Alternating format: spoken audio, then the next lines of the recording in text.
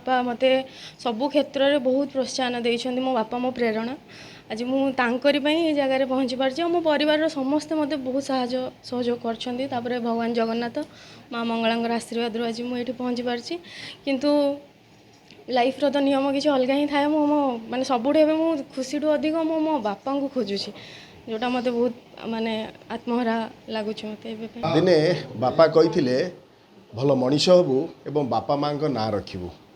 सतरे झील बापा कथा रखिले एवं बापा कथा रखी ओएस परीक्षा 60 नंबर स्थान में अधिकार कले। किंतु जो बापांकर कथा से रक्षा कले से बापा को से सफलता शुणेबाई तांको पाखरे आ से बापा नांती। बापा चली जबार 21 दिन पर झील को मिलता से सफलता। आम बर्तमान अच्छु खोर्धारे एवं खोर्धार जे 60 नंबर स्थान पाई प्रज्ञा राणी साहू ओएस परीक्षा कृतित्व हासिल करिसेंती। आमे प्रथमे प्रज्ञा राणी आपन को स्वागत करिवु एवं गोटे पटे खुशीर कथा एवं अन्य पटे मध्य दुख कहीं ना मात्र 21 दिन पूर्व बापा चली जाइथिले एवं बापा प्रतिश्रुति को आपन पालन करिसेंती। कौन कहिबे आज रे खुशी की? मते तो खुशी तो अधिक मो बापा को खोजुची।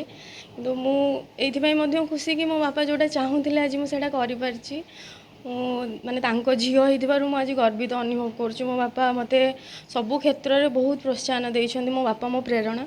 आज मु तांकरी पई जगह पहुँची पारछि। मो परिवार समस्त मते बहुत सहयोग करछन्ति। तापरे भगवान जगन्नाथ माँ मंगलांगर आशीर्वाद आज मु एठी पहुँची पारछि।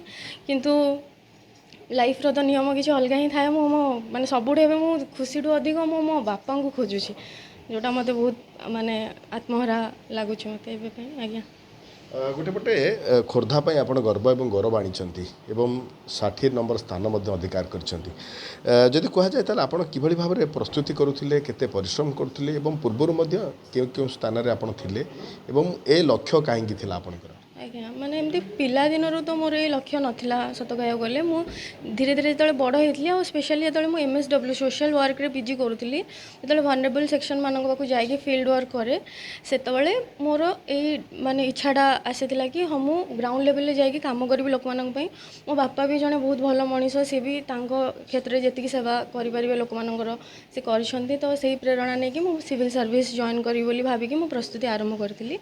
और मोर सेल्फ स्टडी थी कौटी फॉर्मल कोचिंग नहीं नहीं मु टेस्ट सीरीज लेखे इंटरव्यू गाइडेंस प्रोग्राम नहीं किंतु कोचिंग कौटी नहीं नहीं मोर निजर द्वारा मु निजे प्रस्तुति करी। गोटे पटे आप सोशल सर्विस सर्विस करते वो अन्न पटे कहते आपन के कोचिंग नहीं ना किंतु केउं सब दिगरे आप चेष्टा करते केते घंटार परिश्रम ता भितर सर्विस रही केते घंटार परिश्रम करते जहाँफल सफलता पाइले आप केते समय पाउथिले? ना मु सफलता माने एबे तो सफलता पाई कि चाकरी मु छाड़ी देइथली किछि दिन पर मु फुल टाइम प्रिपरेशन करूथली। जब मैं एनजीओ रे काम करथली चाइल्ड प्रोटेक्शन ऊपर मु काम करिछि किंतु 2023 पर मु पूरा चाकरी छाड़ी के फुल टाइम प्रिपरेशन करूथली। आज्ञा मु अच्छा आ गोटे कथा रहिबो जे वर्तमान आपण पाइछंती खोर्धा पे गर्व आनिछंती लक्ष्य कौन रहिबो एवं केउ सेक्टर रे आपण वर्तमान जेतेबेले ओएस पाइछंती आपण माने कौन रहिबो लक्ष्य आपणकर? मु एल्डरली लोकों काम करा चाहिए। आमर पॉपुलेशन एवं एल्डरली पॉपुलेशन बढ़ुची तो तांकर मेंटल हेल्थ पाई तांकर हेल्थ बेनिफिट्स पाई जीतिक हो पार एल्डरली लोक मैंने मो प्रायोरिटी रही आगो तापर चाइल्ड प्रोटेक्शन और वुमेन एम्पावरमेंट उपर काम करा चाहिए। प्रथमे जिते खबर पाइले केते खुशी अनुभव कले एवं प्रथमे आपन को कोठु खबर आपन को मिलिला मु तो लाइब्रेरी बसिक पढ़ुली से रिजल्ट जो बाहर मो सांग मैंने आसिक मत कही कि रिजल्ट बाहर सारी से जाए तो 10-15 मिनट जाए मुझे क्या सहित मैंने किसी कथा भी नी मन मन मो बापा सहित ही कथा होती और जनाऊली कि बापा होगला जो भी अच्छा यहाँ तुम ही डेडिकेटेड। तापर 15 मिनट पर मो माँ भाई जीजू भौणी भाउज समस्त जनई समस्त मत बहुत आगू बढ़िया साहय कर।